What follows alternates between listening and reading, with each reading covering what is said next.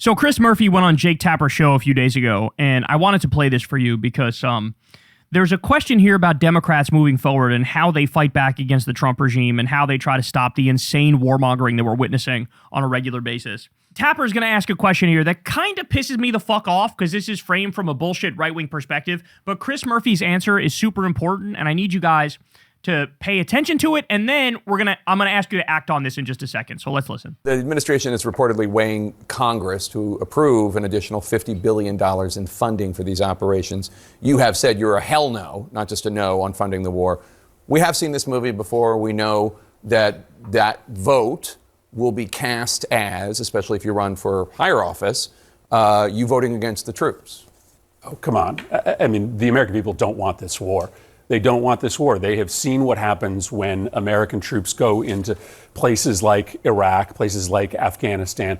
Ultimately, we get a lot of people killed. We waste a lot of dollars. The one thing the American people are clear about is that they do not want the United States dragged into another long-term war in the Middle East. If you support the troops, then you should be voting against funding this war so that we get our troops out of harm's way.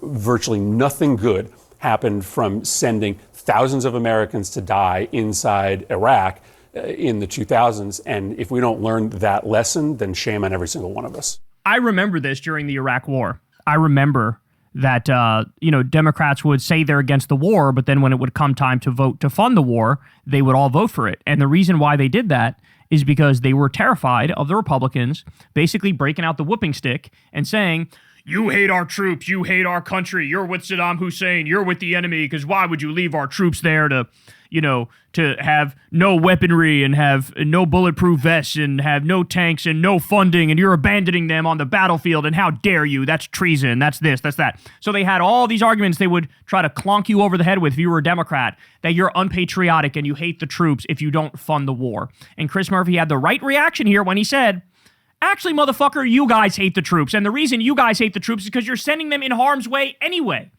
You're the ones who started an illegal and offensive war against a country that didn't attack us and a country that was willing to work with us and get rid of their enriched uranium. You did the war anyway. And so you're putting them, all of the soldiers who died, would not have died if it wasn't for Benjamin Netanyahu and Donald Trump, the axis of Epstein. They would be alive. The blood is squarely on their hands. And so what I need you guys to do is I need you to reach out to Chuck Schumer. I need you to reach out to Hakeem Jeffries. And I need you to tell them, not a fucking penny for this war. Not a penny. Don't give any. I don't care what the Republicans say. You're allowed to fight back. When they say, you hate the troops, you're not funding the troops, you're allowed to say, no, bitch, you hate the troops, you want to send them in harm's way. I don't. I'm trying to protect them. Okay? But you have to tell them, not a penny for this, because I know, deep down, Chuck Schumer wants to fund this. I know Hakeem Jeffries wants to fund this.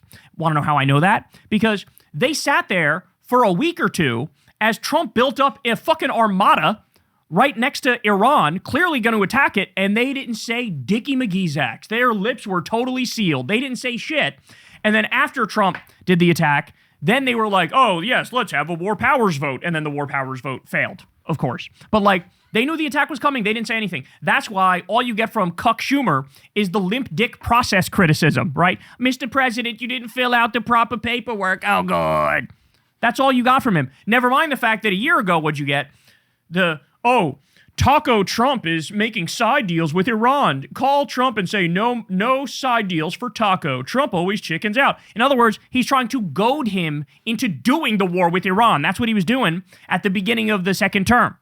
And so now Trump does it, and that's why all he has is this fake process criticism of Mr. President, you have to say pretty please, and then Congress will let you, but you didn't say it yet. Oh, God. Come on, man. Come on. So Hakeem Jeffries and Chuck Schumer, call them and let them know not a fucking penny goes to this war. Not a penny. You're not going to get a single Democratic vote. And if Hakeem Jeffries and if Chuck Schumer do not do that, just know the entire Democratic base is gunning for you to lose that position. You should resign in disgrace, but the entire Democratic base is going to be mobilizing to kick your ass out of Congress, both the Senate and the House of Representatives, for both of them respectively.